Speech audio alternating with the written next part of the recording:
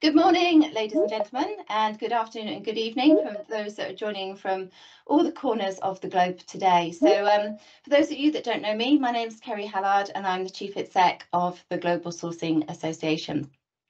So I'm just going to give a brief, hi everybody, brief introduction to the GSA for those of you that are first time joiners, and I know there are a few people that are joining us for the first time, so welcome to those, but also welcome back some friendly and familiar faces, some of which I've not seen for a while. So Alison, you being one of them. Welcome back, Alison, nice to see you. Right, okay, so this is actually our 35th anniversary this year, and so the Industry Association has been going for 35 years, and I think it's fair to say we've probably, well, not probably, we have definitely seen more change in the last 2 years than we have in the last 35, obviously driven predominantly by the pandemic and other crises. The industry right now is on probably its biggest economic boom, certainly the biggest economic boom since Y2K. So our stats that we presented at the end of last year from our analyst friends, Everest being one of them, showed that the business services industry was growing at 9%, and IT outsourcing grew by 20% last year. So we're on this really, really positive platform for growth. And a lot of that positive growth has come from the fantastic response that the industry made to the pandemic. You know, partnering all around the world is what kept not just the lights on, but the wheels turning. And as a result of, you know, everybody really pulling together, you know, the industry and trust across the industry and the reputation of the industry has gone to an all-time high. But obviously with such great opportunity there comes challenges, and the biggest challenge right now is the global talent crisis. So, you know, the GSA launched its manifesto at the end of 2021. And in that manifesto, front and centre of it is the work that we're doing around talent. So our manifesto highlighted 4 key pillars of work. First being talent. There we are looking at how we upskill the professionals in the industry, how we attract more professionals into the industry, and how we do things differently to kind of try and avert the talent crisis. So whether that is the use of open talent, we call it open talent, other people call it crowdsourcing or gig working. We think that the open talent economy is probably the biggest game changer since the advent of offshoring for our industry. But there's the use of open talent. There's also the use of impact sourcing. That is a really massive solution to the talent crisis, and one that we are trying to drive much more best practice and thought leadership around. And then there's also the use of responsible automation and technologies. So there are potential solutions out there to the talent crisis. So we've been looking at talent. Also within our manifesto, we have got a whole focus on sustainability.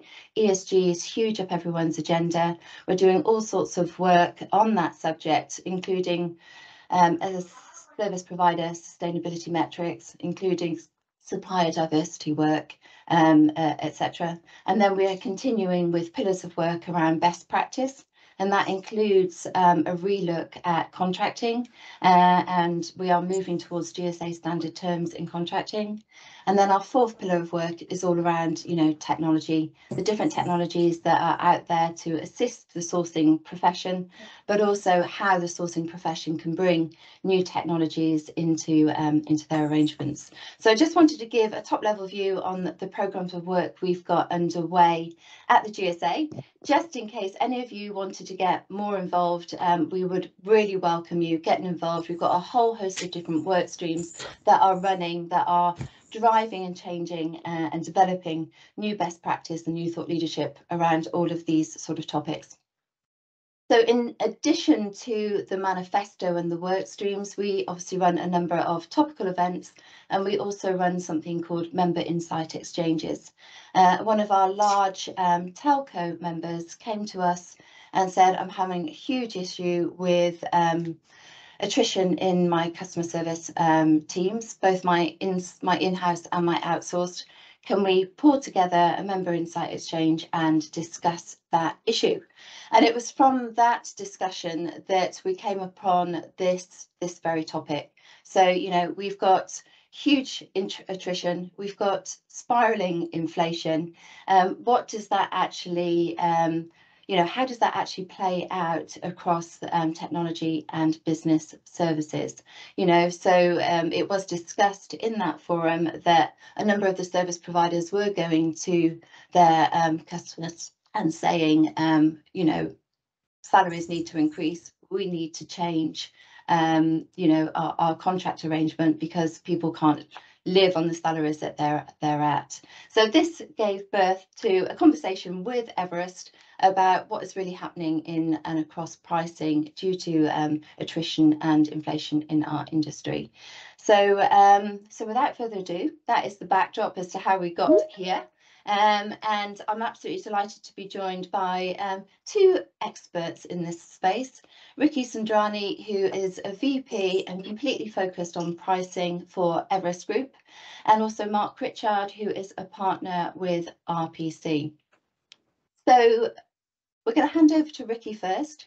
I am going to moderate this session. I'm going to be looking at the chat. I do want it to be fully interactive. You know, one of the things about the GSA and one of the things I hear all the time is people, you know, it's all about the network. It's all about bringing people together so that they can actually learn from each other, learn from their experiences and share their ideas and their challenges.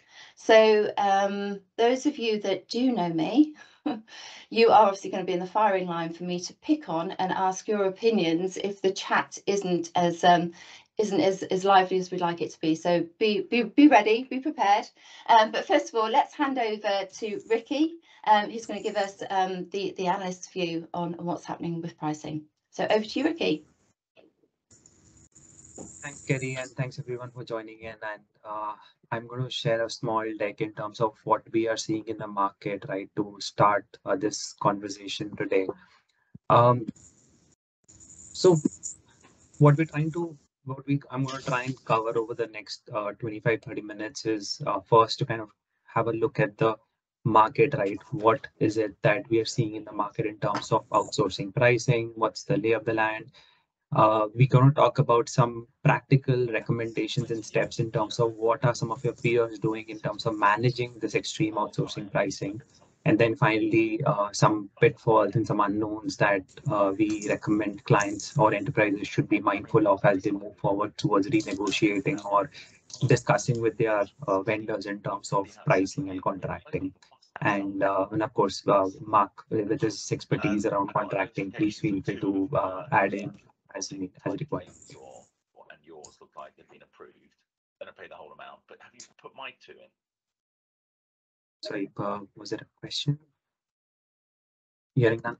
So what we did is we went back and we usually run our key issues flagship survey at the end of every year, and we did this last year as well. So not surprisingly, right, and as Kerry was alluding to, talent shortage is the biggest challenge right now that most organizations anticipate facing and for the next year. And specifically, if you look at European organizations, if you look at the rank in 2021, it was at number 7, and right now in 2022, it has shot up to number 1. So this is not surprising, and a direct manifestation of this is, of course, then it results in rising outsourcing costs, which has become the second most critical issue to solve for. So right now, a question that most organizations are asking is, how do they access talent? How do they pay the right cost? How do they keep them motivated? How do they improve how do they improve in the employees' productivity? So this is all resulted in higher cost, significantly higher wage increases than anticipated, mid-cycle contract price increases, and that's what we're going to talk about today. If we kind of the whole issue of talent shortage is not just restricted to one or two particular geos, right? It's kind of global. So and because majority of the working age population in some of these onshore markets, including North America and Europe, is dwindling, this problem here seems to stay. I mean, within the onshore regions, for example, the shortages have been more pronounced in, I would say, the tier 1 or the larger cities. So even in a location like India, right, which has for long been used as a talent powerhouse or as a talent pool, we've seen this shortage of talent and in spite of having a huge talent market, and the pandemic has just accelerated this pent-up demand of digital transformation initiatives that a lot of enterprises are embarking on. And there are other reasons as well, right? So people not wanting to return to work due to multiple reasons, right? They don't want to relocate back. They've taken up alternate jobs. They've upskilled themselves to move into different roles.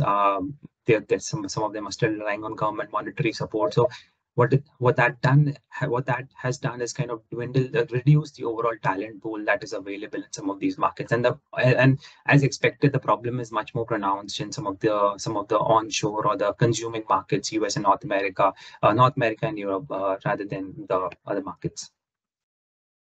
And to talk about the talent shortage is pervasive, right? I mean, it's not just restricted to a few roles or a few, but the most pronounced problem is we are seeing is at the IT services segment, right?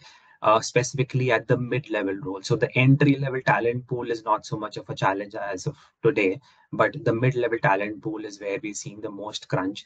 And the biggest salary hikes are also being reported at this level. So even, however, that having said that, even transaction-based workers, right, they seem to have received 10 to 12% increase in their wages, which just goes to show how pervasive the whole talent problem right now that we are facing.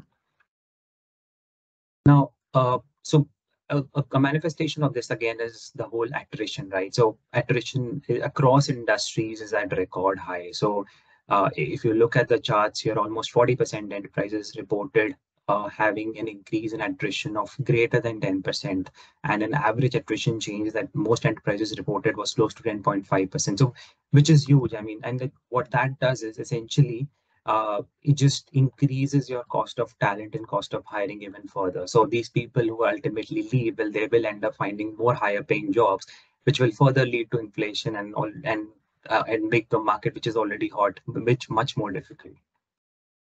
Now, a direct consequence of this is the pricing, right? So if people are demanding or expecting higher salaries, uh, vendors have no way out but to actually go ahead and increase pricing, right? So then we also try to understand from our enterprise clients, right? Are you seeing vendors coming to you for price increases?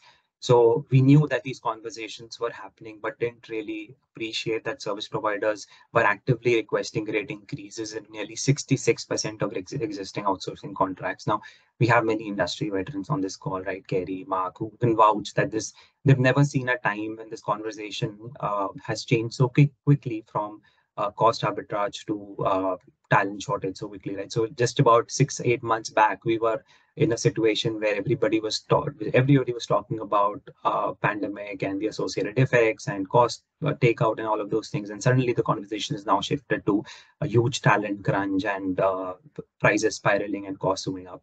So if you look back, this industry is largely been built on cost takeout and process improvement, finding ways to lower costs on year-on-year basis. So that's why we believe that this is a fairly complicated problem that will require a very multi-dimensional solution and will require some creative solutions to power through it. Now, if you kind of try and look at what functions are we seeing these price increases coming through, unexpectedly IT ADM or application development and maintenance and contact center space. And I think Kerry also alluded to one of her clients reaching out to them for a problem in the contact center space. And this chart again says the same thing. However, so some background behind it is in the fact that new application development is an area which is seeing amongst the highest price increase requests, right? As enterprises embrace things around here like cloud, agile, DevOps, which has led to a demand supply gap resulting in high attrition, wage increases, and thus price hikes, right? And CXM again has different reasons. So CXM was also an area which at the height of the pandemic saw the maximum pricing pressure. And CXM historically has been, or CXM or contact center historically been an area where the margins have traditionally been quite low, right? So in this case, even if the costs go up a little, providers have no way out but to actually pass on some of the cost increases to the client. So this is another. This also we're seeing a lot of high wage inflation happening in the contact center space because of different reasons, government monetary support, and all of those things. So unexpectedly, ADM and CXM are an area where we're seeing the maximum rate increase requests coming through.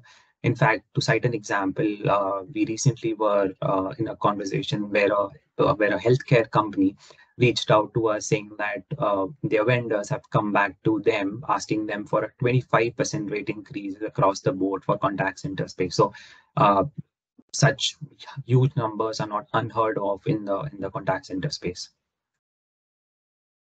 Now, if we kind of just take a step back, right? I mean, we realize that the services industry has done a remarkable job over the keeping pricing steady over the last couple of decades, right? Whenever hardships arose, the 2008 financial crisis, wage inflation in India, and critical service delivery locations like India, Philippines, Eastern Europe, they've always been offset by increases in delivery efficiency, automation, advancements in technologies like conversational AI. However, the rising cost of services is now driving service providers to increase prices to stay profitable, right? There's no way out for them but to increase prices. And this will actually cause a lot of enterprises to struggle to meet their increases, right? Because this is just one of their cost heads going up. The others being there are other cost-related challenges which are coming up related to supply and supply constraints coming up in the market due to the conflict and so on. If we kind of went back and did an analysis of the market at an overall level, even for standard commodity work, right, IT applications, IT infrastructure skills, pricing has gone up in the magnitude of 3 to 5%. And for specialized IT skills, which primarily drives some of the digital transformation initiatives, such as cloud, cybersecurity, containers, the price increase has even been steeper, right, close to 4 to 6%. Now, we anticipate that this market demand will continue and this inflationary environment will continue to be there at least for the next 6 to 8 months. And that's why our forecast for the year suggests an additional 5 to 8% increase for the digital skills and an additional 3% increase even for standard commodity work. So yeah, so this is a bit more than what we anticipated, because this is already at a time where prices went up last year, a bit last year, and again they're going up again. So we are already much beyond, slightly ahead of where we were prior to COVID in terms of pricing in the market. On the BPO side as well, right? If you look at the BPO market as well, almost similar trends playing out, right? However, only the magnitude of fair rate increases is a bit higher here. CXM or contact center space, as we discussed, has seen a price rise of about 3 to 5% over the last year and are expected to increase further by an additional 5 to 9% in the coming year. So, and this is across both, mainly for technical support, sales support kind of work. Apart from the factors we discussed earlier, that another factor that seems to be driving this is that there seems to be pent-up rate correction in contracts, right, which has got accelerated by talent cost increase. So prior to COVID, there were a lot of legacy contracts which may have been negotiated at very competitive rates, but it would become difficult for service providers to sustain those in the future without actually doing a rate correction. So we do anticipate those contracts coming up for renewal. As they come up for renewal, there will be correction in those contracts in terms of pricing.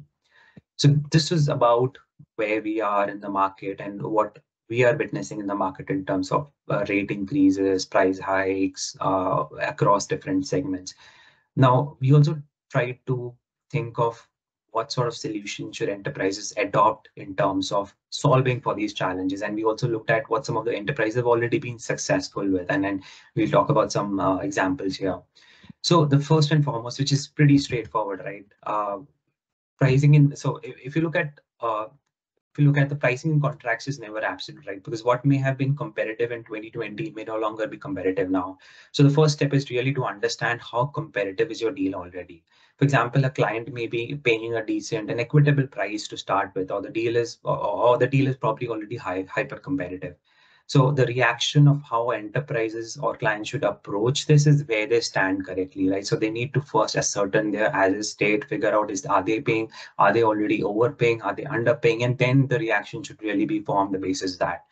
The second part is really, if we peel a layer of the onion, not all parts of the portfolio may be equal, right? The gap between the market and maybe what you are paying could exist in a part of the portfolio, right? It may be applicable for a few roles, for a few geos. Maybe the prices that you're paying for the resources in onshore markets is all right, but you're not paying as much in the offshore markets. Maybe you've over negotiated, or rates are very competitive. So you need to identify where are those gaps, and then basically identify what are those justifiable price increases, right? So you really require very surgical precision and analysis to inadvertently pay higher than market rates and arrive at. So then the objective is to arrive at rates which are equitable to both parties, right? I mean, we always try and recommend that there should be a more sustainable, a more equitable relationship between two parties if they have to be in the long term for that engagement. And this has worked well, right? I mean, I can talk about two examples where two of our clients where they asked us to do a benchmark of their rate cards back in early 2021.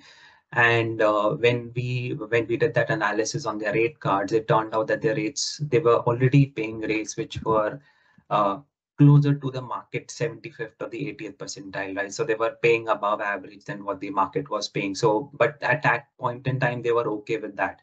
Now, 6 months down the line, we check with them again as to if they've received any requests for rate increases, right? And both of them, yes, they said yes, they acknowledged that they did receive requests for rate increases. However, they were able to push back to the vendors, citing the reason that we are already paying higher than where we are right now, or where the market was paying 6 months ago. So we wouldn't agree to any rate increases, right? So this is a proven approach that we've seen some enterprises have been able to leverage to actually have a more meaningful negotiation with their vendor.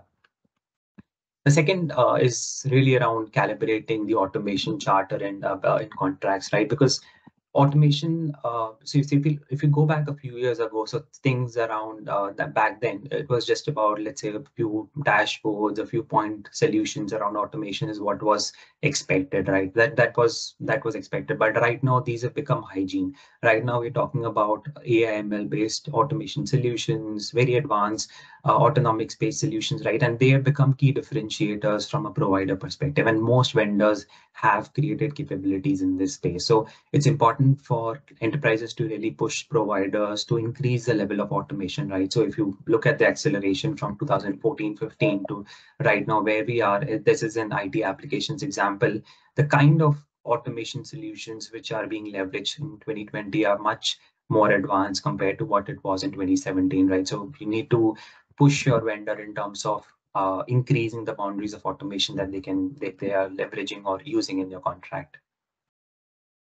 Finally, I think we've also seen a few instances where reviewing the engagement model or the pricing mechanism that their contract is based on, reviewing that or renegotiating that could also have a impact in terms of what you're paying, right? So if you look at a very simple input-based pricing model wherein you pay by particular resources, over there's a direct linkage in terms of the FTEs and the revenue for the provider, right? So there is very limited incentive for the vendor to shake things up or automate more, because if they reduce the headcount, that really impacts their revenue. However, this gets solved for a bit in terms of when we move to an output-based pricing mechanism where the customers are really paying for the output rather than paying for time. So the unit of measure is really the output. For example, in the IT infrastructure world, we very commonly come across, let's say, things around price per user or price per server managed. Then you start paying for output rather than paying for the time of the resource. What that does is it incentivizes the vendors to actually innovate and automate more, right? So very typical managed services example. So in first year, the vendor might be putting about 50 resources, let's say, for managing your environment. And in going up to in year 3, year 4, this headcount may go down because they're able to automate more, they're able to optimize and improve your operations, but they may not necessarily pass on some of the benefits to you. But at the back end, they're also able to improve their own margins. So they have an incentive to automate and improve their own margins. But from a client perspective as well, it makes sense because then you are cushioned from the impact of rate increases. And that's what we've seen, like, and we talk about it in the coming slides, where we see a practical example of how the output-based pricing mechanism has kind of cushioned or prevented the same sort of price hikes which we're seeing in the input-based pricing models. And then finally, there are a few instances where we've seen outcome-based pricing model also become prevalent. Now, that's not to say that outcome-based model will become dominant or will become the de facto mode of operation. Not that that's not practical. However, we are seeing a few places in the contract, right? For example, if I take a service desk example, let's say if you are contracting on a per user basis, then the vendor is then incentivized to actually reduce the number of contacts or calls that are coming on from a per user basis. So in this case, some vendors are actually passing on some of the benefits. If the number of calls reduces than what they're anticipated, they're passing on some of the benefits back to the client. So this is more of an outcome driven approach where the enterprise has some sort of a risk reward mechanism in place. So, but again, we anticipate that this would not become pervasive, or this would not become the de facto mode of operation for the entire contract, but for part of the contract, for a small subset of the contract, this may be practical and this may be achievable. Okay, can I pause you there? We've got Sure. a hand up from David Terrell. Hi, David. Good to see you. Please pose your question. Yeah, hi, Kerry. Good to catch up again. Just Ricky, you have operational visibility here, high, low to medium and low across these models. I'm just curious because I would have flipped them the other way. Normally our staff aug business, our input-based business, it's got lower operational exposure to our output or outcome-based. What's your logic for operational visibility here? So this is essentially from an enterprise perspective, right? So they have from an enterprise, if I am managing all of the resources, I know how many people are deployed, what are they working on. From a client perspective, I have more visibility in terms of the operation. Transparency, I suppose, yes. is another way of putting it. Okay, I understand what you're saying now. Okay. Because actually what I find is it's our output-based ones are higher profile with the client. They don't have visibility necessarily into how I structure my costs, but we have a higher profile because we're more accountable to their enterprise rather than just filling gaps in other people's projects, for example, which is everybody's doing too, right? Agreed. That's why I think the whole concept of managed services becomes important when we move to output based, where the vendor becomes accountable for an output or a piece of work rather than just putting bodies or just putting people behind it. Okay. All right. Thanks, Ricky. So I think manifestation of what I was talking about on the previous page, right? So we saw that rate increases are that the price rates are going up across the board for labor rates, right? For example, even for standard commodity work such as service desk, we see rates have gone up by 3 to 4% over the last year, right? But that is not true for output-based pricing mechanisms. For example, if you are contracted on a per server or a per TB of storage or per call, over here, even though in spite of cost of talent going up, higher inflation, all of that, in spite of all of those reasons, we're seeing the price to go down, right? Because what vendors have been able to do is they've been able to cushion some of the impact via means of higher cloudification, automating some of the routine tasks, and over the last last 2 years, we've also seen the extent of offshoring going up significantly, right? So earlier, there was a thumb rule for most commercial contracts to be, let's say, in the ballpark of 80-20, right? 80% offshore, 20% onshore. That was a thumb rule that most vendors tried to follow.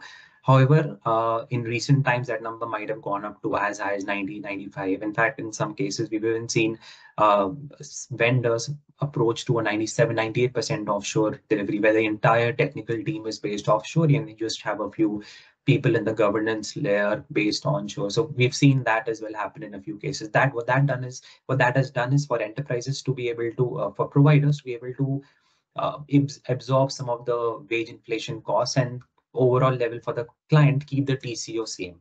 So this is one of the approaches that we've seen some of the enterprises be successful with. Now, the other thing that we would recommend clients or enterprises to be mindful of is in terms of the role inflation, right? For example, we've seen in a few cases where vendors have come back with a request for it's raising the band or the raising the promotion of all of the junior resources, right? So basically saying that all of the junior resources are now promoted and they would be charged at, let's say, the role of a mid or a senior, right? So that is not to say that is not correct. That's not to say that's not correct. However, I think the rationale should be that it's a business decision required for that. And we tried to do a simulation on a standard offshore AD pyramid to see how much of an impact really role inflation has, right? So if you compare the left and the right, you see the change in the pyramid is very limited, right? 53 going down to 41, 25% at L2 going up to 29. However, at an overall level, just a small change, which seems negligible, that resulted in an overall impact of 5 to 6%, right? So at times it may be justified business requirement. However, enterprises need to be mindful of vendors trying to do this only with the intent of increasing revenue. So that should not be the intent. And finally, this is something that is becoming very prevalent or talked about these days, right? So as more and more enterprises have now actually started to spend a lot of money towards SaaS and cloud-based OpEx models, and enterprises need to broaden its horizon in terms of scrutinizing even their spend on software, right? So, for example, if we try to break down the typical IT budget, services would contribute about 25 to 35% of the spend, right? But software may contribute to as much as 35%. So most enterprises, when they start to scrutinize their IT spend, they pick up the services spend when it comes to negotiations. But however, we believe that there's significant value to be derived even in terms of, let's say, proper utilization of your software licenses, negotiating with the correct pricing models. For example, there are multiple pricing models which exist in the market when it comes to buying software, right? Per user, per workstation, and all of those. So you need to be mindful of what is the pricing model which makes sense for you through evaluation of what you really need. And then even we've seen a few situations where clients have overinvested, right? They've bought much more number of licenses they actually need, right? Or they've underinvested, not bought enough licenses, and then they keep on buying adding new users on an ad hoc basis, which really results in suboptimal pricing and not getting the right economies of scale. Even there are certain discounting regimes which enterprises can actually benefit of if they go via the reseller model in some cases. So there's a lot of value that can potentially be realized even by reviewing what you spend on software and non-IT, non-services portion. Finally, I think we are going to be talking briefly about, is it a good time to really renegotiate your contracts, and some pitfalls and unknowns to be mindful of, right? If a simple question, right? Is it a good time to renegotiate your contracts? The answer to it is fairly complex, right? But we've seen a few situations where we believe contracts could be negotiated in the coming weeks or months, right? Example, if you are looking to change your pricing model, if you're looking to move to a managed services model, right? We talked about some of that. This is essentially moving from a time and material or an input-based model to an output-based model, which essentially decouples the link between FTEs deployed and the revenue for the vendors. That may incentivize suppliers to improve efficiency. Or you may be looking at changes in some of the non-price commercial tenets, right? For example, pricing is FTE rates is not the only component which you are looking at in terms of the deal TCV, right? So you could also look at changes in terms of the offshore mix, staffing pyramids, what sort of SLAs are vendors committing to.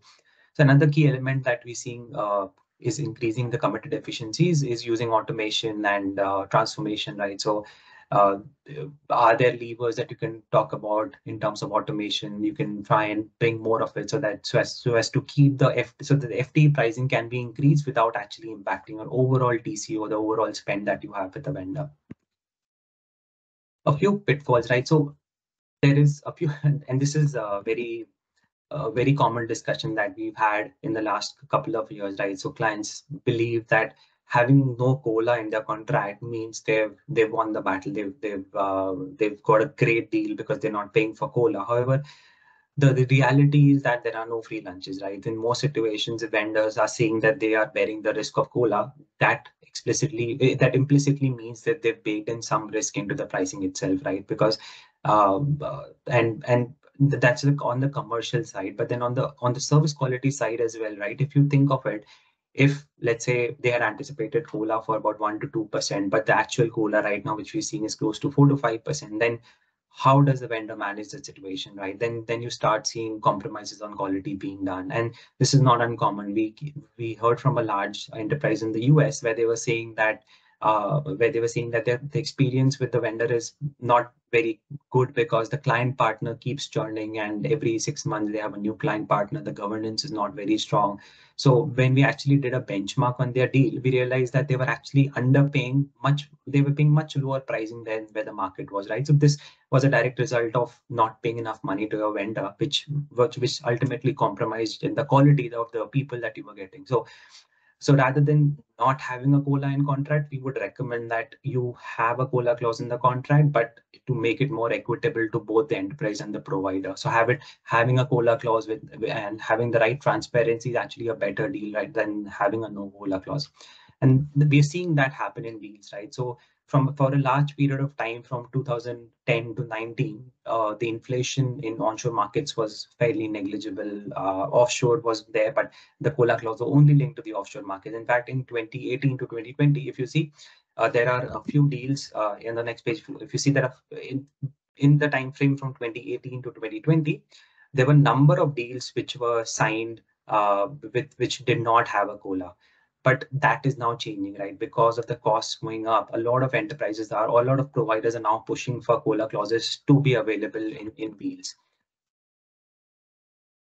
And finally, I think even FX rates can be an ally. So because a lot of the outsourcing contracts get resources or leverage resources from offshore markets like India, Mexico, or Philippines, where the local currency at times depreciates against let's say the dollar or the pound sterling. In those cases, that can be an ally in terms of how you manage your rates, right? Because while the rate increases are definitely happening, there is also the foreign exchange rates are going down, right? Which may actually help the vendor to cushion some of the price impact. For example, let's say the vendor says that we seeing 5% rate increases. However, let's say the foreign exchange for let's say the INR against the USD or the pound has actually depreciated. So which may actually cushion the vendor's impact to let's say 3%. So that's something that you should use as an ally when you're discussing with your vendor in terms of what price increase should you agree to. So definitely look at what was the FX rate that was agreed on when you signed the contract versus what was the FX rate that is currently prevalent in the market. Again, Ricky, just a bit of conversation in the chat, and that is, yeah, it's all well and good saying let's go offshore, but there's huge attrition offshore as well. So what are we, what really is the solution there is the question, especially looking at India. Absolutely. I think this time the problem seems to be not just impacting the onshore markets. Even we're seeing high attrition come in over at offshore markets as well, where we're seeing a lot of churn happening in the accounts. I think a couple of things that we've seen some clients try to do, right? So a few situations where we've seen clients proactively go to their providers saying that, okay, I'm currently paying X, and you assisted us during the peak of COVID. You helped us reduce our pricing by, let's say, 3% or 4%. Now we are happy to give it back to you, and we're happy to pay, let's say, 3% higher than what we're currently paying, because we want that quality of the top-notch quality to be there. So this is one of the ways that you can proactively ensure that your quality of the people that you have on your account doesn't deteriorate. Or the other way is then we've seen a few cases where clients have actually started talking about having a metric or an SLA or a KPI related to attrition in their accounts, or having named resources in their accounts, right? So they identify that out of the 10 people or 20 people working in my account, these are my key resources or named resources or critical resources. So we need to ensure that they don't leave the account, or that we retain them in a way. So there are some of these ways that enterprises and vendors are trying to work together to ensure that the quality of the delivery quality doesn't get impacted. Thank you. Finally, I think this is an internal debate that we've been having as well, right? So there are some pointers towards the economy. So there are current contours of the global economy are such that there are pointers we may be heading to a recession in the later half of the year, right, or early part of the next year. CPI levels have touched historic highs. We are in a stagflation kind of a scenario.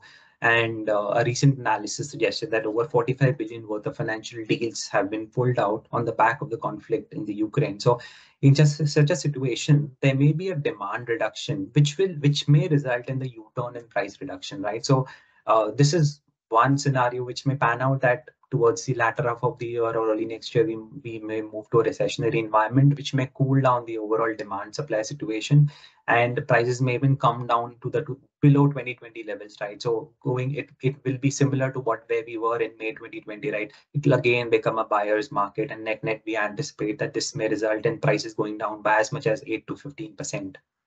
So that's a possibility which may happen.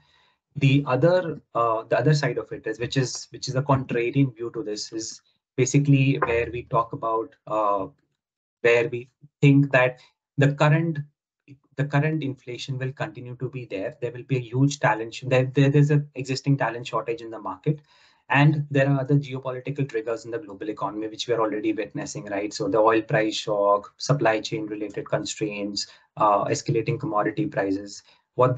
These two combined together, what that will do is, because of the escalating commodity prices and costs going up, there will be more initiatives related to cost takeout, which will further increase the demand for talent and result in more digital transformation initiatives, so as to fundamentally alter the way of doing business, which will further result in and combine it with the talent supply shortage because of the situation in Ukraine. We may have a further global wage inflation, right? So we may come across a hyperinflationary environment in a global services pricing. Again, this is a hypothetical scenario. We're not sure which of these two may pan out practically, but yeah, these are the two possible situations which may happen in the next maybe 9 to 12 months.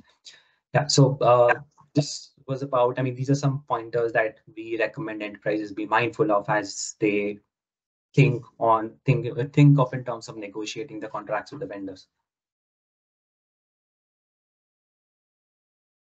So, that's great. Thank you. Thank you, Ricky. Yeah, we've got a couple of questions which we'll put to you before we move on to Mark. So the question from Jamie is that with all the supplier prices and attrition, are we going to see a strong move towards in-house? Yes, I think we covered that in the recent discussion as well. I think definitely that is happening. We have seen an uptick in terms of activity on setting up more global in-house centers, both in India as well as in the Eastern European market. So that definitely is also happening. I don't have the exact numbers at the back of my mind, but that definitely there's a trend of more setups happening in both the nearshore markets as well as in the offshore markets. Great. And a question from Alison is, how do you see the market also factoring in operational resilience into this challenge, i.e. security of service provision? Got it. I think that's a very valid point, and we are seeing a lot of situations where clients are also trying to discuss proactively with their vendors in terms of how do we bring in more business continuity planning, or how do we bring in more resilience into the operations, right? So a very easy way of doing it is split your delivery operations across two to three different locations or multiple locations. But yeah, again, a manifestation of this is we are again seeing a lot of conversations where both clients and vendors are actually coming to us to understand what are the different delivery locations that we can leverage. Everybody knows about India, everybody's aware about Eastern Europe, and we both know, we just spoke about that the talent in these markets seem to be saturating, right? So a conversation that we've been having with a lot of associations is also related to, can Africa be leveraged as a talent model, as a talent pool for the next wave of outsourcing? So that's something that we're discussing on. But yes, that's one of the levers also in terms of bringing in that operational resiliency of vendor operations, is one of the levers why some of the contracts are getting renegotiated, or a new change request getting added, right? We need to bring in more resilience into our operation. So definitely we are seeing a lot of discussions and debates happen around that. Okay, that's great. And Satch's asked the question of what is the agreement for changes in price due to consumer price index increase? I think you gave those stats right at the beginning. Could you just reiterate those for us, Ricky? Absolutely. So, if from a customer perspective, so I talk about 2 or 3 different scenarios, right? But I spoke about one scenario where the client had done a benchmark exercise. They knew that they were already paying higher than market. They were paying higher than what market average was paying. So in that situation, the customer pushed back saying that we will not agree to rate increases because we believe we are already paying higher than market. So this was one situation. This happened with a few of our clients that we know. The other situation was that the second was that a client actually knew that they were in lot of the roles they were actually competitive. They were okay. They were paying closer to the average market rates, but in a lot of roles they were actually closer to the lower percentile or the 20th percentile. So in that situation, the client inherently knew that we are paying lower than where we should be in the market. So in that situation, the client was actually very open and willing about it, that yes, let's agree to a rate increase for some of these roles where we believe we are paying lower than market, and let's get on to a discussion. But in most situations, what we've seen pan out is that the vendor will come back with a request for increasing rates by 10-15%, and the client will obviously push back. But then generally there's a middle ground that most of them reach to, right? It could be 3%, could be 4%, but yes, there's definitely an appreciation of the fact that cost of delivery or cost of servicing is going up. So most clients are actually open to having a conversation or having a debate about it. That is great. Thank you so much, Ricky. That was a really brilliant presentation. So thank you so much information in there to digest. We will carry on discussing this, but first of all, I want to go to you, Mark, and get your view on what's happening from a legal perspective. Thank you very much, Kerry, and thank you, Ricky. Hopefully you won't get too much background noise. I had the inevitable Teams challenge logging on the first thing today, so I've moved location, so apologies if there's a bit of background noise. It's terrific to see from Ricky that statistical analysis of what's going on, which tends to support what often we're seeing more anecdotally as we see smaller parts of the market. And as you can tell from my grey hair, I've been working in the outsourcing arena for best part of 30 years, and it's sort of interesting when you stop and think about it. I've not got grey hairs because I've been working in outsourcing. It's because I've been doing it for 30 years, I hasten to say. How benign in a sense the impacts of inflation have been certainly over the last 20 odd years of that period of time. Obviously there've been a few shocks, but as Ricky has outlined, the industry has been quite effective at holding down the impacts of cost inflation on contracts. And that obviously then manifests itself in contractual terms around pricing and pricing adjustments that are, if you really think about it now, quite pro-customer. We've seen a variety of different models, and obviously they vary slightly from contract to contract, they vary slightly from sector to sector, but it's not uncommon to see periods where there's no cost of living adjustment at all, maybe 2 or 3 years at the outset of a long-term contract. If there are ability to make price increases, they're usually limited to actual inflation, but subject to a cap. That cap is usually quite low. I mean, it's very uncommon to see a cap that's more than 2 or 3%, for instance, certainly in any major outsourcing contract.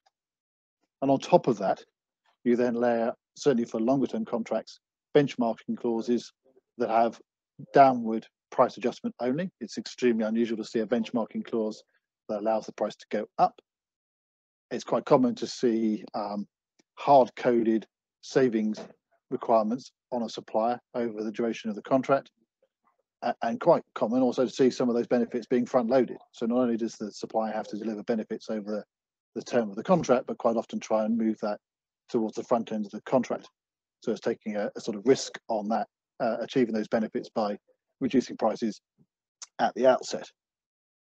And on the FX side, and I think Ricky probably touched on this already, again, a lot of the risk will sit with the supplier. Either you'll have a contract typically where all of the FX risk, and I suppose some the theoretical benefits of the price moves in the right way, would sit with the supplier.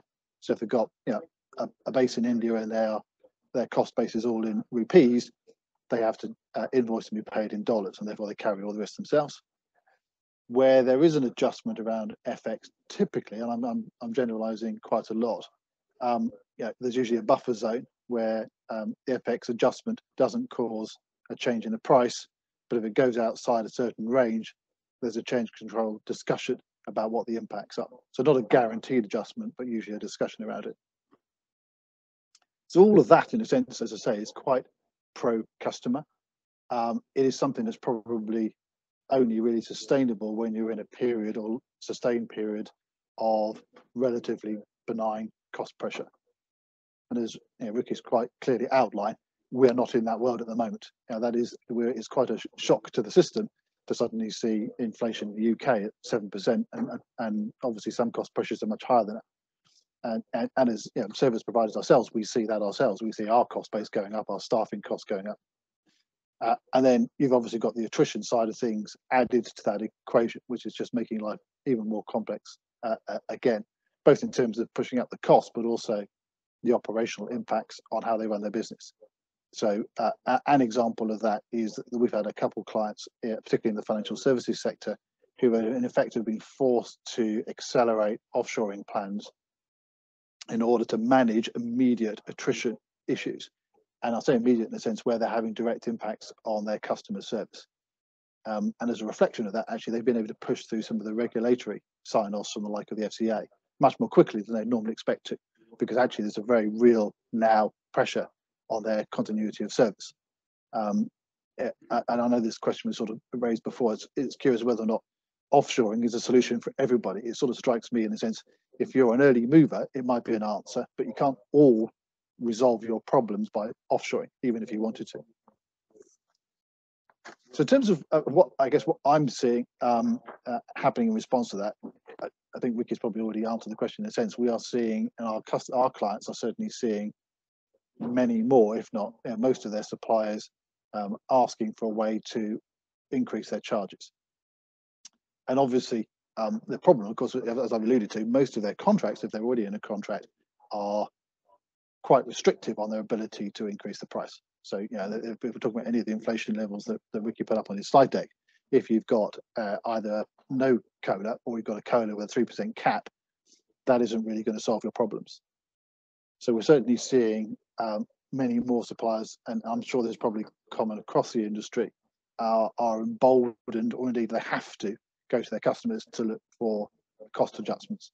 I suppose one upside in a sense is a bit like COVID situation, is that these cost pressures are affecting everybody. So that means both our customer base, and I suppose it may be better understanding of the fact that these cost pressures exist. And secondly, the ability to go elsewhere if you don't like the price going up is more limited. In a sense, we're sort of all in the same boat. And as we were in COVID, where everybody had to find a solution to working from home, in a way, some of that feature is reflected in the current marketplace. But in terms of what we're seeing happening in response, I don't think I've seen a clear answer to that. I think we're still in a somewhat state of flux as to how people are going to respond. Obviously, there are some on the customer side who will simply say no and hold their suppliers to their contracts. That, I think, is a short-term approach, in a sense. If this is a cost pressure that's going to continue over a number of years, holding your suppliers' feet to the fire on their contract when you know their pressures are making that difficult must at some point start to put some pressure on that contractual relationship. So either that's going to start to manifest itself in the supplier wanting to exploit change control in the future as a way of increasing its cost and getting more money in, or if that doesn't happen, some impact on service quality. And again, I think Ricky alluded to that with some of your clients who have already started to experience some of these things manifesting itself in the service quality starting to drop in some form or other. And it mustn't be, in a sense, if you have a supplier who is hurting enough, that something can start to go wrong with your contract going forward. And I've always taken that view myself, in a sense, you're both supplier side or customer side, actually having a contract that a supplier can make some money on actually is more likely to result in a better contract in the long run. So sort of burying your head in the sand probably isn't a long-term answer. Where we've seen clients responding to this, clearly very few of them, I'm sure probably none of them, are simply saying yes to a cost increase that goes beyond what's in their contracts. They're probably starting to try and look at ways in which they can finesse what they do in terms of their response. And again, I think Ricky, you probably alluded to this, looking at whether or not the increases in charges are different depending on the component cost parts of their contract and whether you can start to adjust it. Looking at whether or not they might give, and I had a client yesterday who was talking about this, a short-term adjustment to their COLA in their contract.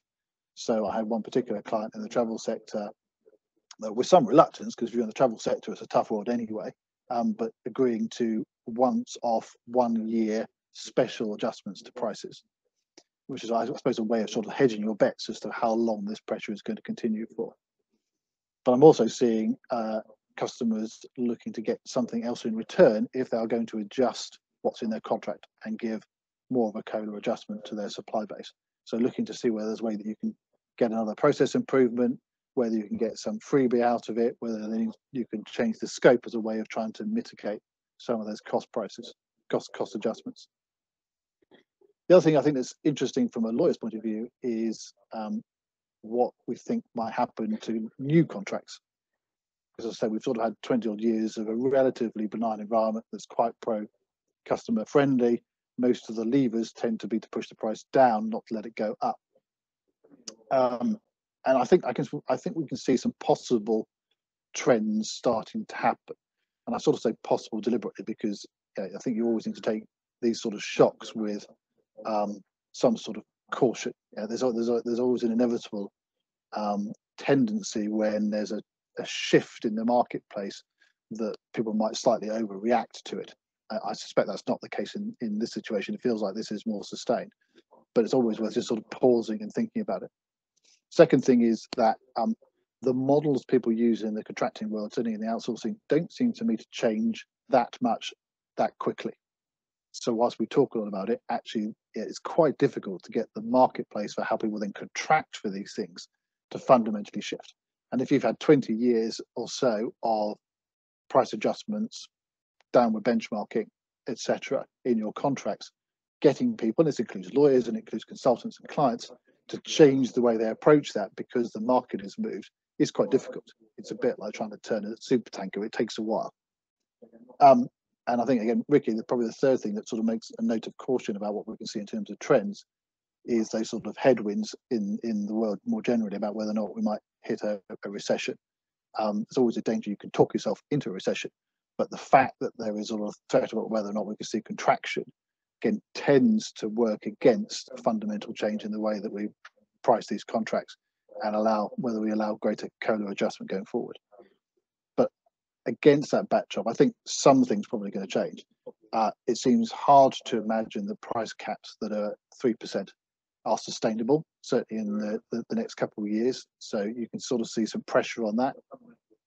We're never going to move to a situation where customers are simply going to accept a cost of living adjustment without a cap. I don't think that's going to go away, but where that cap is set might move. I think, as Rick again alluded to, we'll probably see more sophisticated application of cost of living adjustment. So looking at different indices and different adjustments depending on what the component parts of the cost of the service are. So start to dig down into it. We recently signed actually quite a long-term supply contract in the food and beverages industry, and they have a model where the cost of living adjustment rises and adjusts as the inflation rate goes up. But actually it's a shared risk model. So rather than simply passing it all along, a greater proportion of the increase gets passed on as the cost of living goes up. So it's a sort of escalator model. So slightly more sophisticated one. It's a risky one because you don't quite know how that's going to pan out. But I think we'll see people trying to, rather just simply have a one-size-fits-all cost of living adjustment, more sophisticated models. Again, I think we'll probably still see some of that financial engineering taking place, people trying to front load benefits. But on the supply side, people are going to be really slightly more concerned about the cost of that money. If inflation is running rife, they will look for much more protection against their investment in that if they're having to push benefits up front than maybe they would in the past. I think we'll start to see suppliers trying to ask for benchmarking going upwards. Some do now, but I think we'll see more of it. I don't see it particularly happening. I think it's maybe a step too far for the customer community, but it may be where we go. And I think we'll start to see, and again, I think Ricky probably alluded to this, people looking at accelerating other methods of trying to offset cost of living adjustments if this is sustainable. So we might start to see, and I think we probably already have, people looking at cloud computing and accelerating their plans for that as well as trying to drive down the price. But as Ricky said, in a sense, that may not be the solution if actually the cost of living in that sector is even higher than it is in the one you're currently in. People are starting to look at using artificial intelligence, RPA, more than they would do in the past, and it feels like that is starting to happen. Whether it's driven by the cost pressures, I don't know, but it feels like maybe those things will accelerate as a way of trying to offset some of those changes in the inflation rate. So it's a difficult one to predict. I think it's really interesting to see Ricky's slide to sort of reinforce what a lot of us are sort of seeing anecdotally probably happening in the marketplace. That this is a real thing. It's a real thing that's affecting most of the world. It's affecting most sectors. It's not like there's one where you can sort of, I'll go offshore to South Africa because they're immune. So again, it's a bit like COVID. We're all sort of stuck in this. I have to find solutions to it on a slightly more collaborative basis than maybe we have done over the last 20 years.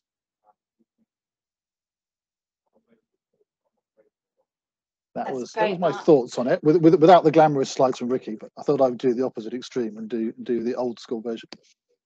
No, that's great. That's really insightful. Thank you very much for sharing. Right, we've got a number of questions which I'm going to invite people in. But first of all, I want to get a little bit of perspective from some buyers. So I am going to pick on you. And Ian, because you've been right in front of me, Ian Webber-Roston from Misguided. Ian, maybe give an overview of what your role is and perhaps share what you're seeing from a customer perspective. Sure. So thanks, Kerry. I look after customer care for Misguided. I've been here about 18 months, but in the past, I've been looking after contact centres and customer experience for a number of retailers. And most of what I do or have done recently is sort of service-based propositions really for customers in retail. But in terms of my experience of this whole kind of journey, let's say over the last sort of 5 years or so, is a few different things. But firstly, I'd like to just sort of relate to some of the points that both Ricky and Mark have kind of made, but also thinking about the bigger picture. So actually, I think more of my time now, rather than just running contact centres or call centres, as I was doing in the past, more of my time now is really spent thinking about the upstream and downstream effects of what we're talking about here. And what I mean by that is, we're talking about price increases, we're talking about attrition and the challenges that presents. But really, that's just the bottom of the funnel as far as I'm concerned. So before all of that, we've got, okay, well, certainly in a service world and certainly in retail, well, your first question is, why is the customer contacting you anyway? And I think that question has always been there, but much more of my time these days is spent addressing that question, campaigning within the business around the costs of handling contacts and the subsequent effects of customer frustration, etc. So that whole sort of voice of the customer piece, customer insights, is huge, and we can't ignore that, and that's got to be the first thing on my list in terms of doing more of that. And secondly, it has been mentioned, but tech and automation, managing the customer experience. I mean, when I started managing contact centres, it was a case of you're given a team and you manage you refer to the input measures, and you manage the input measures within that team, and that was that. So things have changed, thankfully, so much more these days. And now I find that contact centre roles, customer care roles, are really about the whole thing. So, what is that service proposition? So when a customer's got an issue and they're thinking about contacting you, where do they turn first? And hopefully it's not just the contact centre. So I'm talking about customer help pages. I'm talking about the emails that go out to customers that might prompt some support or prompt an issue even. How can we optimize those things? And that's the second thing, alongside automation. I find that customers are much more open these days to automation. I think automation solutions are much better these days. They don't solve everything, but I think if they're designed carefully and considerately, depending on your sector, your customer base, then actually there are these huge benefits to be had. And these things are all before you even start talking about the contact centre itself. So then thirdly, into the contact centre, it's been mentioned, but I think the biggest thing is actually how you manage your outsourcer, assuming that you do outsource, the relationship, the type of relationship that you foster, and it's been mentioned in terms of the race to the bottom in terms of price. I've managed a process not too long ago where actually for the first time I didn't do any backwards and forwards negotiation. I just said, give me your best and final, and I want it to work for your business, and that's that. And just so you know, I'm talking to other vendors, and I will take those best and finals, and we will pick the one that works for us. And that way, you don't have that kind of squeezing of margins. You don't have your provider really struggling during the duration of the contract, and it's sustainable, and it's one where you have the opportunity to go and have those conversations about what benefits you might be able to drive further down the line. Whereas I feel if you squeeze it too hard up front, then you don't have those benefits. I've often heard some of those benefits being described as intangible benefits. As clients, we often there's always something that comes up, and we'll need support from our vendors, and then it becomes it becomes a question of, well, is that support going to come or isn't it?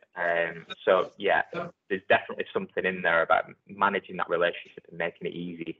And I think finally on managing suppliers and that relationship is actually the operational construct. And I think we've all got to think about this. So if I rewind sort of 5 years, it was telephone contact centers, it was input-based measures, it was FTE pricing, it was very rigid. And it was that type of thing. Very SLAs are hard to manage on the telephone. You got restricted hours. Multiple geographies becomes a challenge if you're in international business. And then I fast forward to now, and it's here we're talking no telephone, we're talking digital channels only, sensible SLAs with outcome-based metrics with our outsourced providers. And what I mean by that is, if the customer's happy, then we work on a cost per contact basis, and that price is paid, and that gives the outsourcer the flexibility that they need to be able to drive the efficiencies themselves when there are pressures like recruitment or wage costs within that provider. So yeah, there's a lot about the way that those relationships are managed. Things like work at home versus office working, for example, things that previously businesses might have been really picky about and really sort of averse to change. Actually, I would encourage anybody to think twice about those things. Channels, SLAs, work at home, work in the office, and even things like shared resource. In the past, it would have been an absolute no-no to sort of say, well, your agents might spend a little bit of time when you're quiet working for a different client. Well, why not? If you get the right outputs and the cost doesn't start going up, then why not do that? So yeah, being honest, in the last 18 months, none of my providers have come to me and asked for any price increases, because we make it as easy as possible for them, and then they do the same for us. Very interesting. Thank you very much for sharing that, Ian. Alison, I'm going to pick on you now, if you don't mind. I see you've put a couple of questions in the chat, so if you could quickly introduce yourself, Alison Haig, that is, and give us a view of what you're seeing at Aberdeen. Yep, sure. So Alison Haig, I'm Head of IT Supply Management at Aberdeen, formerly called Standard Life Aberdeen, so Investments in Wealth, Financial Services. I'm responsible for managing our outsourced arrangements within IT. I think we're seeing a number of headwinds that you've all picked up on that are all coming together to really sort of put a lot of pressure on our supply chain and just generally the industry. I think I'm trying to, in my own mind, balance the dynamic of operational resilience, obviously being financial services, that's a huge area of focus for us, so that's all around security of supply, managing value in the relationship, but also managing the challenge of quality resources on the account. And I think it's easy, components coming together all at the same time that are posing quite a challenge for organisations, both buy and supply side. And I think I'm quite interested to understand other organisations' experience of trying to actually address that, because I think you can't just look at price increases. I think suppliers are best placed to manage their workforce. So if you're looking at talent management and the response to the global challenge on talent, that's obviously got to be sustainable from a pricing point of view. So there's that dynamic. But you know, I think Samantha raised an interesting question there around what are you seeing in terms of suppliers managing the talent pipeline. So you can't just address some of these dynamics with price increases. I think it's one factor, and so I'm quite interested to see how we can sort of think more broadly to address some of these issues, because just agreeing a rate card increase doesn't mean to say that you've got quality people working on your account, that you've got a resilient service, and you know your ultimate customer isn't being impacted. I think it's much broader than that. Don't know if absolutely. Did Mark or Ricky want to pick up on that in terms of guaranteed service quality? Yeah, it's again interesting to sort of see where the market has probably gone over a number of years in terms of how it looks at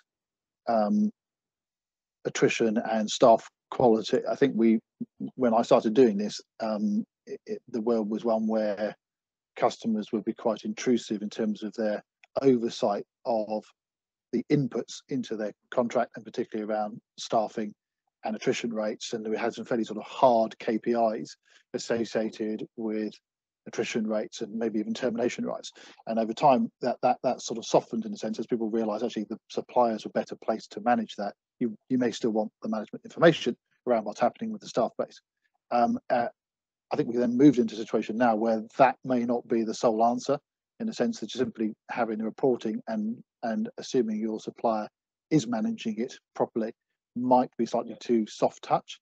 I don't necessarily think that means you need to change the contract, but I suspect we'll start to see customers wanting more evidence behind what is happening in terms of the way that attrition is being managed, to give them more comfort that it's not just simply throwing money at the problem.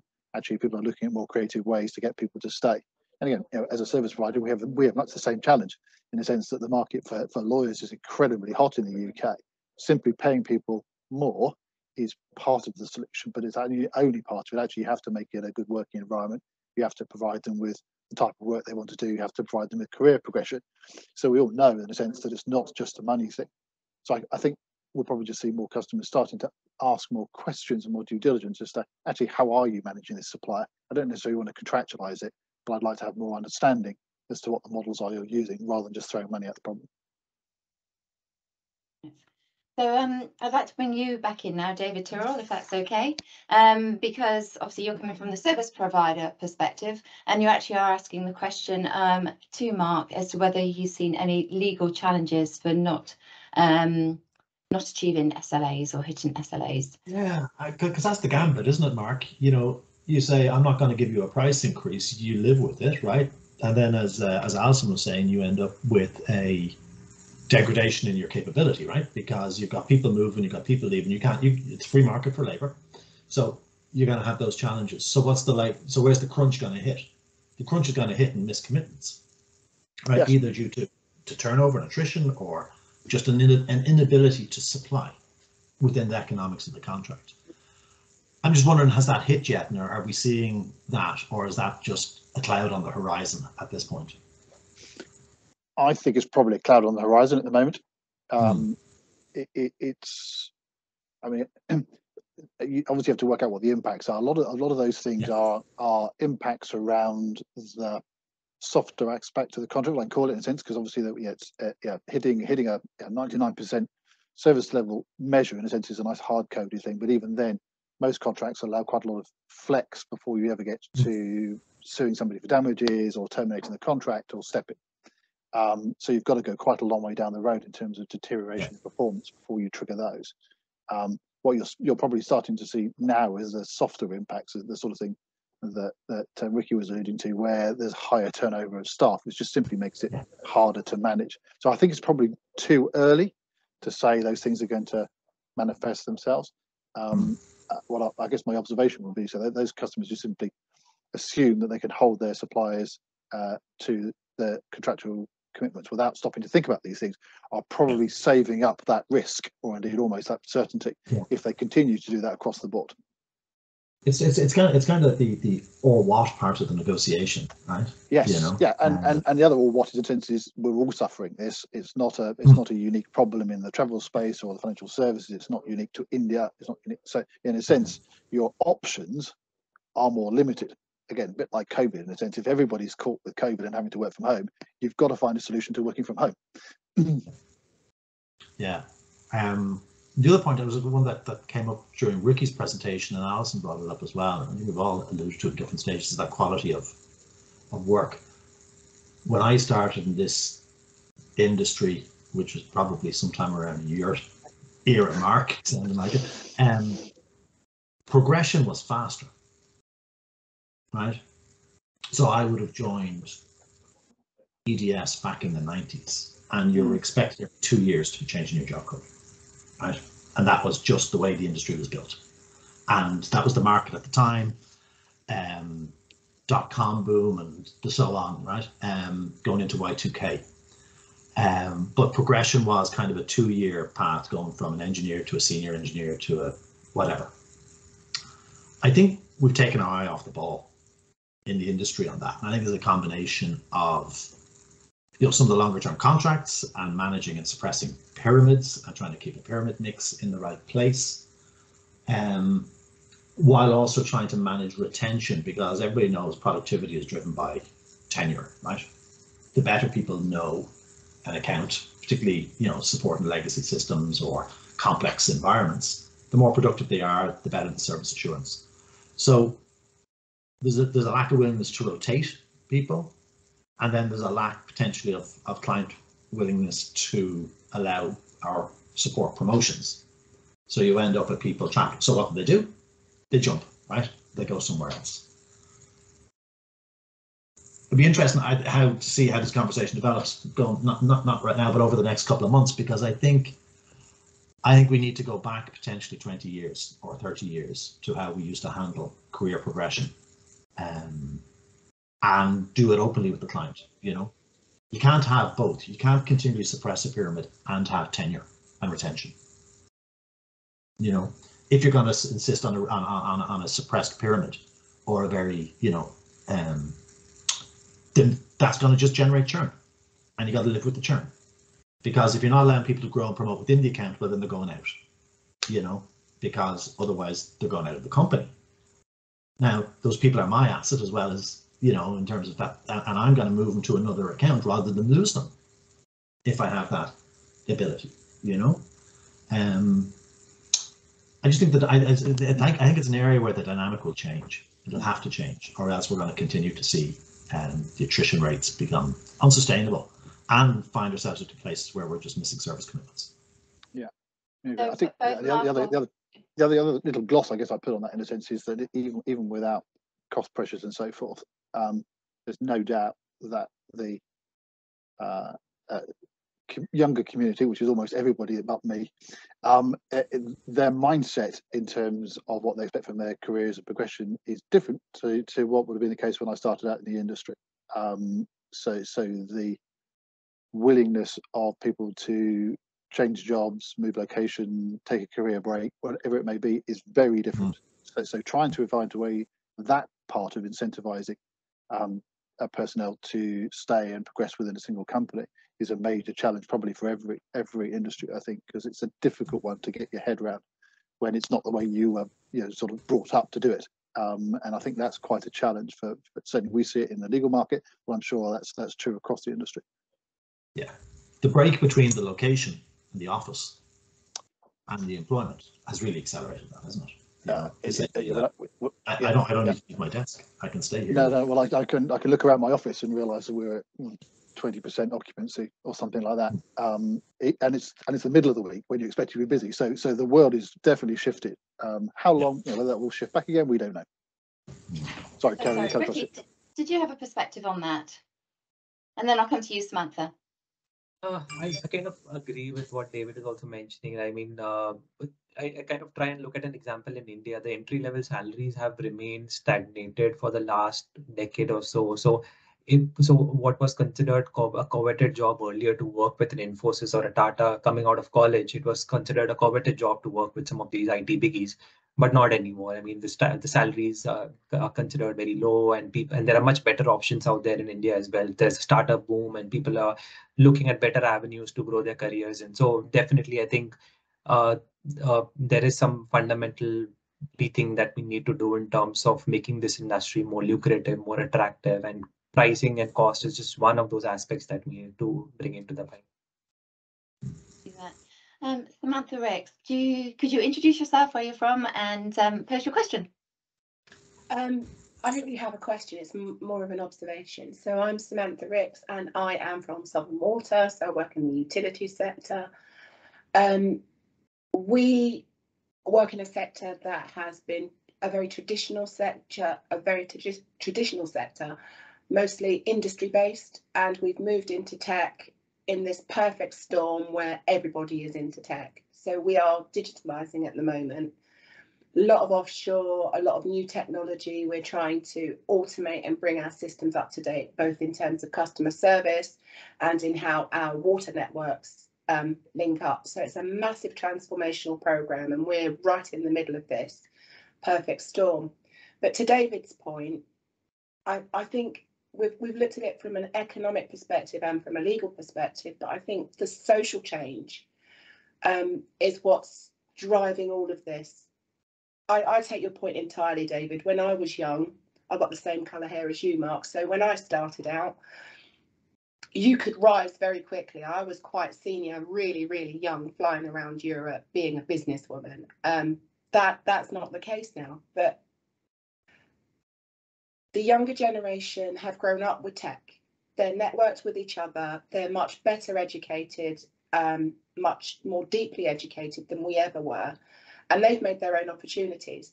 So attracting them into this type of staid, I have a 20-year-old daughter, she has no desire to work for a big organisation. They're doing their own thing, they're creating their own opportunities, they're very well connected globally, and they don't have to leave their homes. So she's never going to be dressed in a little suit, mincing around the city, doing work. She's going to stay at home. She's going to be creative on her laptop. So I raised the point about pipeline. I was a public sector buyer, and we had the same situation in relation to plumbers at one point in the UK. You just couldn't get a plumber. So as part of our contracts, we were looking at, with our suppliers, developing schools for youth, for getting them into plumbing or to being electricians. And I think we're going to have to look at, in our contract, some sort of joint mechanism to attract talent to us, to get them to consider a career, give them a very defined path with somewhere to go. We have to make it attractive, because while we're all fighting for a current pool of talent, once we've divided it all up, where's the next lot of talent coming from? And when they move up a level, who fills the gap underneath? It happened in the oil industry. I used to work in oil and gas as well. We just ran out of petrochemical engineers. Every petrochemical engineer was about 50 years old, because nobody knew was coming into the industry. So I think as part of our contracts, Mark, how can we help secure our own talent pipelines by attracting the next generation? This is where I'm coming from. Yeah, one of the things that we're looking at, Samantha, is good old-fashioned apprenticeship schemes. You know, taking people not necessarily from third level, and looking at a different profile of starter. You know, and how do you develop that talent? I think that's definitely. Yeah. And one of One of the things we've got to place it to the GSA is an ambassadors programme. So anybody that is willing to work with us and go into the universities and into the schools to talk about their careers in this industry, to try and attract more people into the industry, then please do get in touch, because we would welcome that. And we're just asking for each ambassador to do one university or school trip to talk about the industry, to attract more talent into it. Right, we're getting really close to end of time, so I just want to go to both Ricky and Mark for their final takeouts. So, predictions of what you think is going to happen as a summary, or top 5 things, takeouts that people should do immediately to help address this issue. Ricky first. I think so. I think we've discussed so many times on this call, the talent shortage issue is very complicated, and it needs to be seen with different angles, from a social, from a talent retention, from a cost angle. So it's very complicated, and we need different, very multidimensional solutions to it. So and from a pricing perspective, I think honestly there is no way but up for outsourcing pricing to go up, in our opinion as well, across the board, be it IT, be it BPO, back office, whatever work we talk about.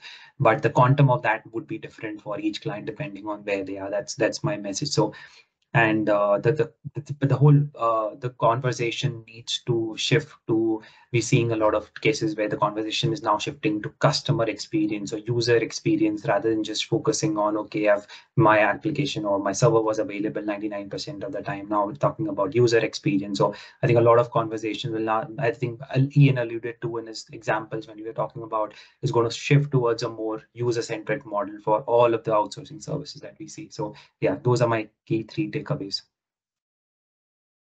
Okay, thank you for that, Ricky. And over to you, Mark. We have a danger of agreeing quite a lot on this one, aren't we? I think, in a sense, and you look almost like we planned this, but I think there isn't a one size fits all across the industry, but there's definitely some real trends happening here. I think from a lawyer's point of view, it's one of the first things, understanding what your contract says, because you sort of need to know where your starting point is. You certainly need to be prepared for a renegotiation around COLA limits or other adjustment to the price. I think one thing that you certainly shouldn't be doing is burying your head in the sand, because whilst it's hard to say how much this the effect of attrition and inflation is going to have over how long, I think it's here to stay in some form or other, and we're not going to be going back to this, at least for the short term, the sort of 20 years of benign position. So burying your head in the sand definitely doesn't work, and I think the last thing is probably looking at more sophisticated ways of trying to manage the impacts of that, whether that's different versions of inflation or looking at other ways in which you can mitigate the impacts, and which have already been talked about a number of times on the call. Just one observation for me. One of our high street retailer members said that they were being approached by their service providers, but they would only be willing to increase the rate if there was a guarantee that the increase was actually guaranteed to go to the people working on the account. Have you seen much of that, and is that really realistic to be able to guarantee that? It's a natural consequence. Is the more you put pressure on the price, and the higher you want in terms of increase, the more the customer is going to have evidence that actually that price increase is real. Yeah, so if somebody asks you for a 1% increase, you're going to probably interrogate them less than if they ask you for an 8% increase. So I think it's a feature of that, which is actually understanding what the real inflation rate is. I'm not sure I've seen anybody then trying to work out where the money goes, but actually checking that actually this is a real number as part of the negotiation. I'm certainly seeing that happening. We've seen that in the US. We've seen that directly in the US with some contracts and plans, particularly on the west coast of the States, where it's been, we'll do this, but only if, we're not doing this so you can pad your profits. This is purely so we can retain those staff. And that money needs to go to those people, right? And that has been, well, maybe not contractual in the language, very much the spirit into which the conversation has been taken. Yeah. That has been a really, really fascinating conversation. Thank you so much for everyone's contribution, but obviously for your contribution, Mark, and your fantastic presentation, Ricky. Just to conclude, you know, there's lots of things going on at the GSA that are focused on addressing this talent crisis. We are working with the Global Technology and Business Services Council, which is an alliance of 12 of the leading industry associations around the world. And what we're seeing is the advent of new delivery destinations. Yeah, the world of offshoring is changing. New destinations are emerging. We're seeing some really interesting reskilling programs. So you look at the work of CIMA, which is the Chartered Institute of Management Accountants. They have got an active program where they're reskilling accountants whose roles are going to be automated out to become data analysts and data scientists. So there are different solutions in place. Others, obviously, open talent. We've got an open talent forum that's been running for the last year across the GSA, and that is looking at how can we embrace those individuals that don't want to be employed, want to work for themselves, but want to work in our industry. So there's lots of work going on how do buyers set up their own open talent forums, or how do service providers use open talent to deliver to their customers. So we've got work on that. We also are doing work on automation, and we are developing a repository of automation processes so that customers can understand the art of the possible, what can be automated to alleviate strain on talent. And we're also doing a body of work on impact sourcing, and that's looking at giving jobs, giving education, giving meaningful work to those individuals that are disadvantaged in some way, whether that's here in the UK or whether that is anywhere around the world, just as different routes to actually help address this talent crisis. So yes, we will send out the presentation deck. We will send out the recording of the webinar. If anybody wants to get more involved in any of the work of the GSA, then please do reach out to myself or any member of the team. And one final thing, we are going to be presenting a lot of the work, a lot of the thought leadership that I've been just quickly mentioning here at our festival. So we are running a festival of sourcing, which is a 2-day extravaganza about all things sourcing in a celebratory and in an informative but also informal way. On July the 5th and the 6th, we've hired a little island in the Thames, and it's going to be a really great opportunity for the industry to get together and discuss, a lot of these issues and hopefully come up with some solutions to some of the challenges we're facing. So without further ado, I would like to say thank you all very, very much, and do stay in touch. Thanks, Ricky. Thanks, Mark. Goodbye, everybody. Thanks, Ian and Alison and Dave. Thank you. Thanks, Samantha. Bye.